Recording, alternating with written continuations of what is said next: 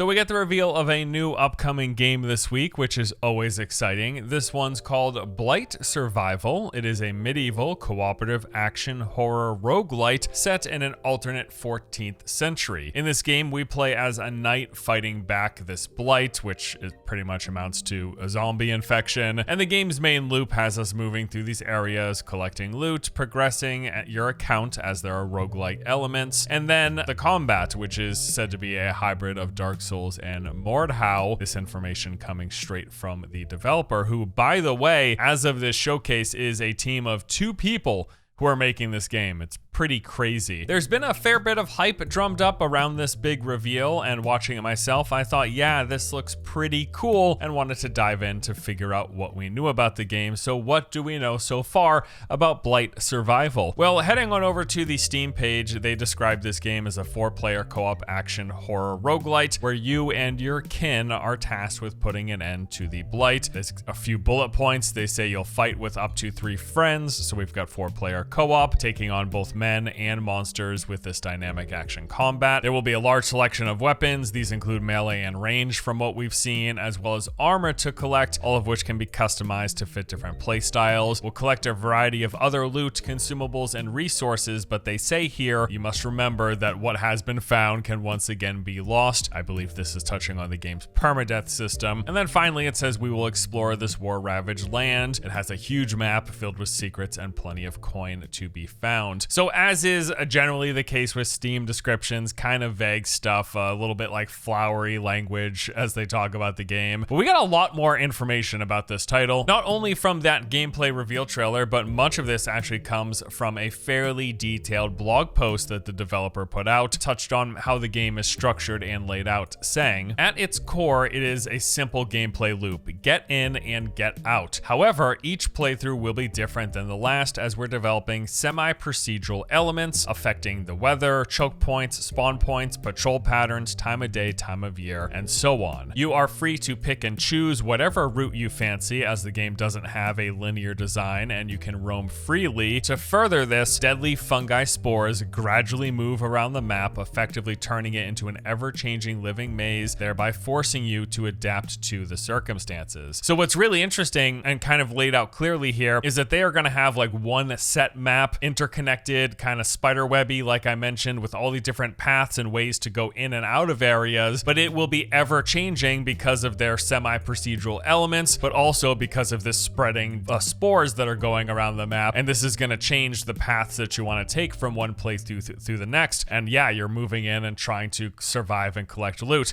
They went on further to say, you start the game with poor equipment and have to kill, loot, and explore your way to the spoils of war. Should you die, you'll lose everything upon death, although knowledge will carry to your next character in your bloodline. So it may be advised to return to camp, upgrade, enhance, store, and customize your equipment to stand a better chance in the next run. This in itself, and the deep customization we have planned, will make for a lot of fun and challenging experiences. Once we have locked down the formula and have a solid core gameplay loop, we'd be expanding with new biomes, items, modes, and enemies to keep you coming back for more. So from the way they're describing this, it looks like we have almost like a hardcore action survival game that's also kind of Tarkov-y in nature. You go out into the world, you do what you can, you try to survive, and you can make your way back to camp to store some of the stuff, realizing that when you die, you'll lose everything that you had on you, except for this progression that you carry over, which is again kind of like the roguelite elements, which let's dive into that. At another point, the developer had mentioned that they are planning to have this talent and trait system that carries through your bloodline. So it will specifically be talents and traits that do carry over, meaning that this passes to your next of kin upon death, it passes to your next character. So that is a roguelite progression. Many games do this. It's fairly common in the genre. You unlock various abilities or passive skills that carry from one character to the next. So maybe you have a good run and you get fairly far, you get a few solid upgrades, you run back to camp to store some of the weapons that you're carrying, you go back out, but if your character dies, everything you stored in camp stays there, and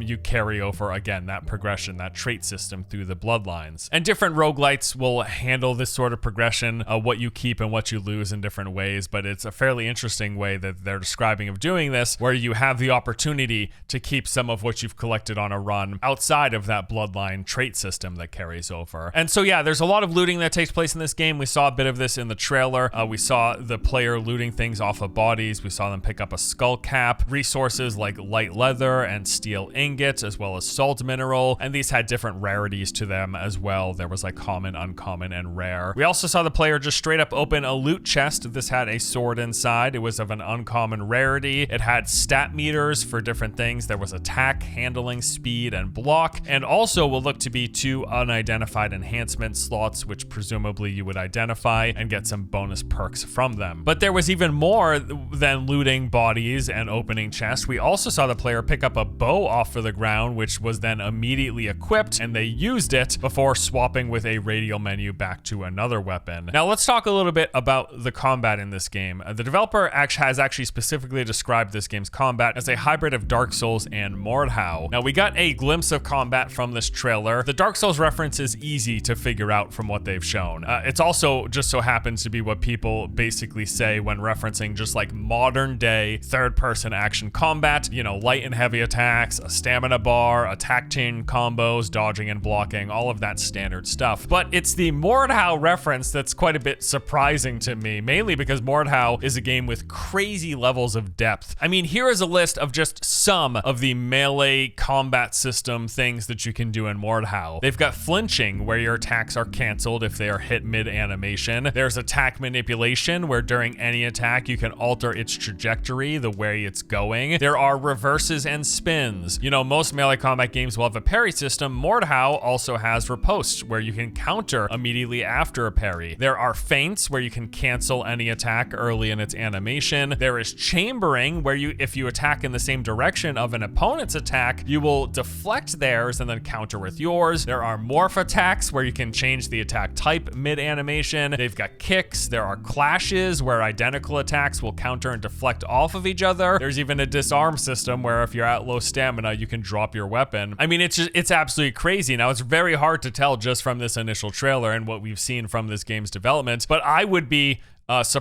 pleasantly surprised if Blight Survival has anywhere near the depth of melee combat as a game like Mordhau, because yeah, it's just absolutely insane. Very, very in-depth technical melee game, and that would be great if more games did stuff like that, even if it's just certain elements of it. They don't need that whole list, you know? Also in the trailer, what was interesting was we saw this stealth section where the player was crouching and crawling past groups of humans that were NPCs that were chattering. I saw a lot of people being like, hey, that doesn't make sense. He's wearing plate armor. How is he being stealthy? And the developer actually touched on this in a Reddit thread where they're like, yeah, this was kind of just like a time restriction. Maybe you wouldn't be as stealthy crawling around in the mud with your plate armor. Oh, and at the end of the stealth section, we also saw a stealth takedown, which is pretty neat. This game obviously has a way where you can surprise enemies and just like kind of like instantly eliminate them. Now, in some of the development footage that they've shown as they've been making this game over the course of the past year, I'll touch on the development in a moment, but we saw some footage of their longbow in action. You know, it's a basic range attack, right? But what was really cool about this clip is it also showed that it appears like these projectiles will interact with certain objects in the environment and not just NPCs that you're trying to get headshots on, which is a nice little touch, a nice little detail. There have been a few other interesting systems that we've seen about the development of this game. This came through post of theirs on the Unreal Engine subreddit. They showcased a grab and a hostage system where you can hold onto enemies and use them as a shield, basically temporarily, to deflect projectiles, presumably, from other enemies. That was really neat. We've also seen various types of world interaction. So in the gameplay trailer, we noticed there was a shrine which you could make an offering to. This presumably would give you like an item or a buff. There were also things in the environment that you could interact with to unlock some lore in the game. But then another one of their development posts was them showcasing all of these different realistic interactions between opening and kicking open doors, picking up objects, and crawling through tight spaces. Just some really great looking and natural looking animation work. And then also the developer had mentioned in the game's subreddit that there will be some sort of customization visually. Someone asked if we'd be able to like change the color of the knight's armor, and they replied that yes, customization will play a big role into this game. Now, next I want to talk about the development of this game, because this is where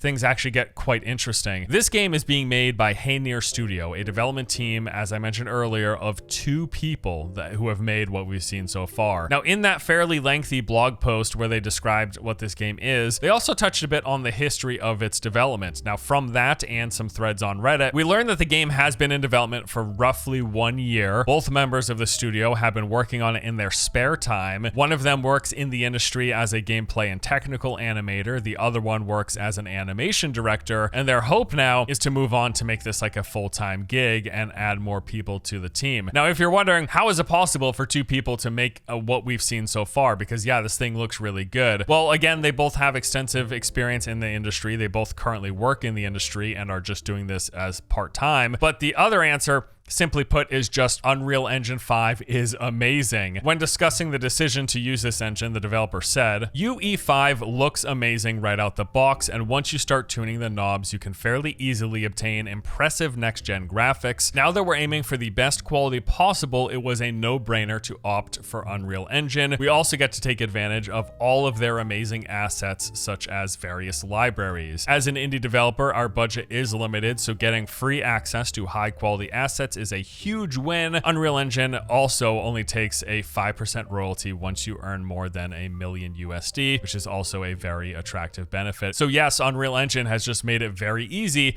for small development teams to make things that are quite impressive looking. And this thing, yes, it does look quite impressive. So the next question is, when can we play? Well, the unfortunate reality is no time soon. The game is currently in a pre-alpha state, and as it turns out, this gameplay reveal was largely aimed at drumming up interest in the concept to try to get funding and also to try to hire more people. They have said they want to keep a small development team, that they're not developing this large open world game. It's going to be very small in scope and focused on just quality gameplay loop, but nevertheless, yeah, they want to fund this thing and get more people on the team. I saw a bunch of different questions on their threads. You know, people were asking when there would be a roadmap for development. Their response was, we'll share a roadmap as soon as we have funding for the game. They were also asked, hey, when will this game be playable? To which they said, we don't have even a rough estimate before we've secured funding. So securing funding is their primary goal. That is what they're aiming for. In terms of what kind of funding, well, their response was they're unsure exactly, but they are leaning towards just trying to find a publisher. Not only would that bring the money, but that could also help with much of the business end of producing and publishing a game. And in that thread, they also said that they're open to crowdfunding, but probably aren't going to go that route. It's a lot of work, but on top of that, it also has a bad rep nowadays, which I mostly agree, especially knowing that this game's only been in development for a year. Feels like opening up to crowdfunding could set up a lot of people for disappointment, especially if it takes another 2 or 3 years to actually build a full game, because this was just a vertical slice. They've called it that themselves. This was just more like a proof of concept. On the other hand, though,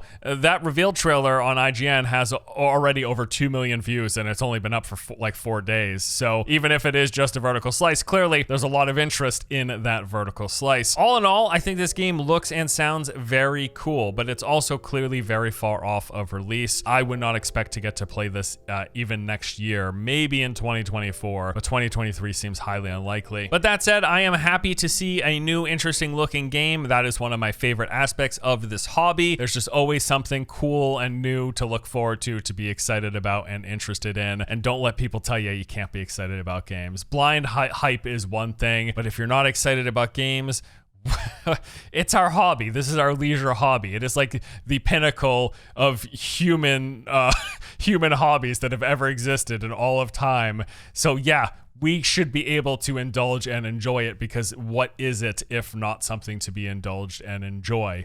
You know, there's plenty of, if we're trying to just live productive lives, gaming probably wouldn't be on the, I'm not going to have this conversation right now, but anyways, yes, it's okay to be excited for video games. That's my point. And this is a cool game that looks exciting. 2 people. Absolutely crazy. Anyways, that is Blight Survival. That's everything we know so far. And that is also it for today's video. Thank you as always for watching. Hope you enjoyed it. I'll see you next time. Take it easy.